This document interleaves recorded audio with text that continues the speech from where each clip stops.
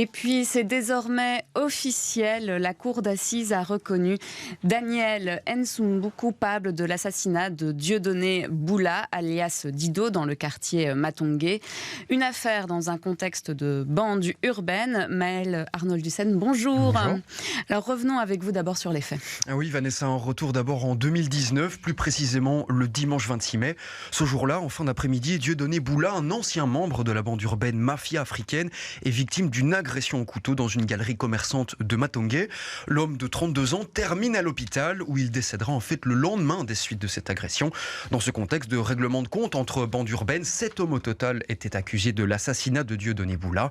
L'un d'entre eux, Daniel Nsumbu, a été reconnu coupable du meurtre avec intention de donner la mort.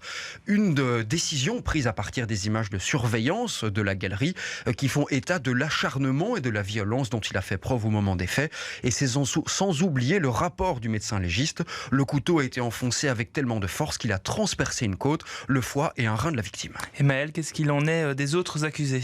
Eh bien, 5 autres accusés ont été reconnus coupables de coups et blessures volontaires et prémédités sur la victime.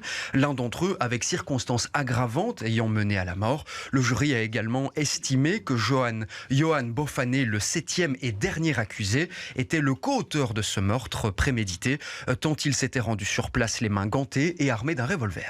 À quelle peine est-ce qu'ils sont exposés ? Alors, la cour d'assises de Bruxelles a entamé les débats sur la question ce matin aux alentours de 10h. On ne dispose pas encore alors vraiment d'informations précises sur la question, mais selon le légiste, le médecin, selon la législation belge plutôt, dans le cas d'un meurtre commis avec préméditation, qualifié ici d'assassinat, l'auteur des faits risque la prison à perpétuité. Dans cette affaire, c'est donc le cas de Daniel Nsumbu et Johan Bofané.